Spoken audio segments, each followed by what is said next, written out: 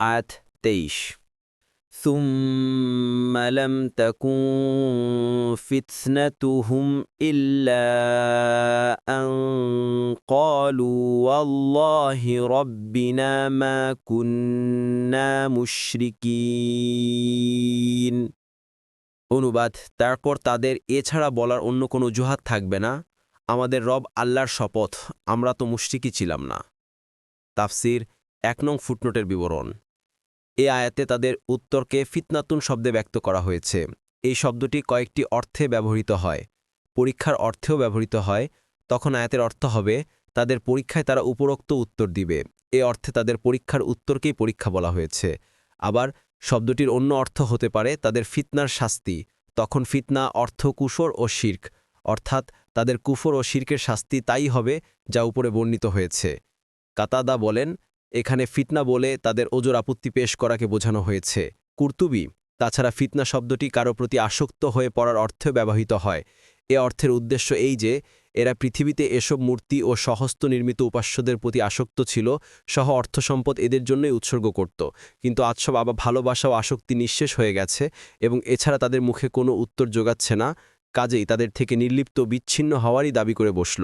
বাগভি, তাদের উত্তরে একটি বিস্ময়কর বিষয় এই যে কিয়ামতের ভয়াবহ ও লোমহর্ষক দৃশ্যাবলী দেখার পর, রব্বুল আলামিনের শক্তি সামর্থ্যের অভাবনীয় ঘটনাবলী দেখার পর তারা কোন সাহসে রব্বুল আলামিনের সামনে দাঁড়িয়ে এমন নির্জনলা মিথ্যা বলবে, তাও এমন বলিষ্ঠ চিত্তে যে আল্লাহর মহান সত্তার কসম খেয়ে বলবে যে আমরা মুশরিক ছিলাম না। অধিকাংশ মুফাসসিরগণ এর উত্তরে বলেন যে তাদের এ উক্তি বিবেক বুদ্ধি ও পরিণামদর্শিতার উপর ভিত্তিশীল নয়, বরং ভয়ের আতিশয্যে হতবুদ্ধিতার আবেশে যা মুখে এসেছে তাই বলেছে। কিন্তু হাসরের সাধারণ ঘটনাবলী ও অবস্থা চিন্তা করলে কথাও বলা যায় যে আল্লাহ তাআলা তাদের পূর্ণ অবস্থা দৃষ্টির সামনে আনার জন্য এ শক্তিও দিয়েছেন যে তারা পৃথিবীর মতো অবাধ মুক্ত পরিবেশে যা ইচ্ছা বলুক, যাতে কুফর ও শিরকের সাথে সাথে তাদের এ দোষটিও হাসরবাসীর জানা হয়ে যায় যে তারা মিথ্যা ভাষণে অদ্বিতীয়, পটু।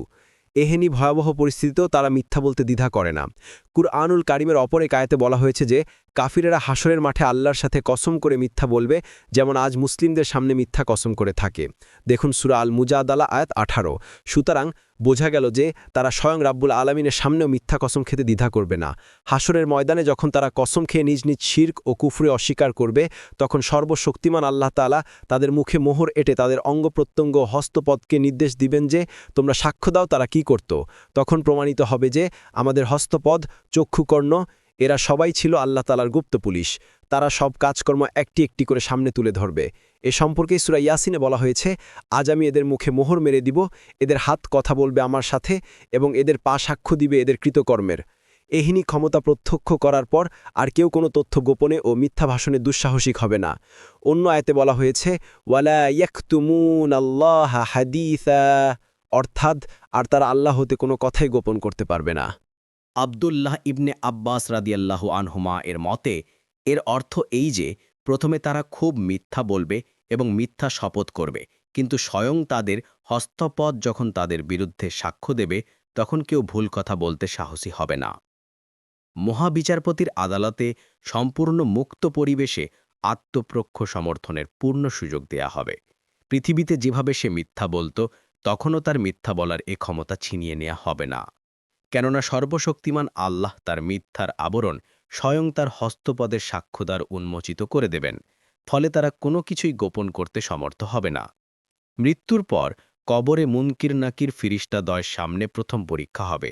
এ পরীক্ষা সম্পর্কে হাদিসে বলা হয়েছে, মুনকির নাকির যখন কাফিরকে জিজ্ঞাসা করবে, মান রব্বুকা ওয়ামা দীনুকা ওয়ামা নব্বিয়ুকা, অর্থাৎ তোমার রব কে, তোমার দিন কি, তোমার নবী কে, কাফির বলবে হা হা লা আদরি, অর্থাৎ হায় হায় আমি কিছুই জানি না।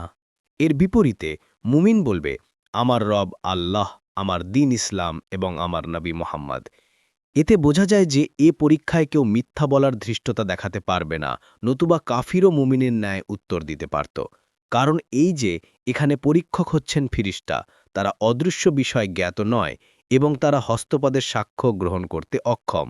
এখানে মিথ্যা বলার ক্ষমতা মানুষকে দেয়া হলে ফিরিস্তা তার উত্তর অনুযায়ী কাজ করত, ফলে পরীক্ষার উদ্দেশ্যই ব্যর্থ হয়ে যেত।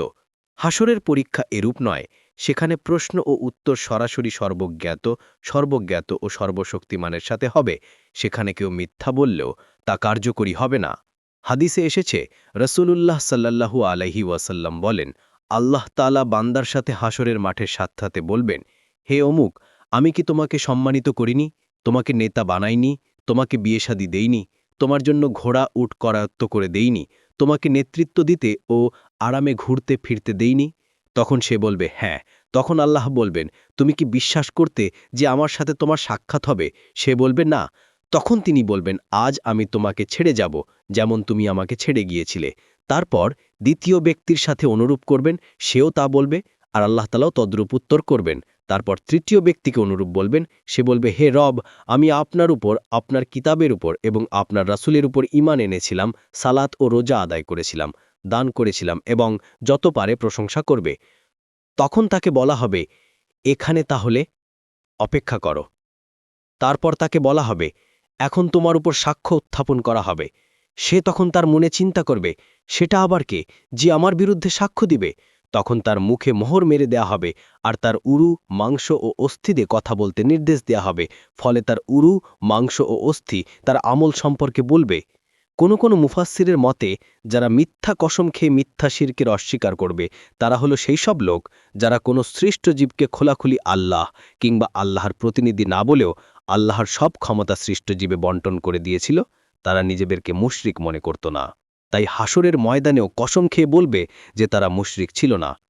কিন্তু কসম খাওয়া সত্ত্বেও আল্লাহ তাআলা তাদেরকে লাঞ্ছিত করবেন।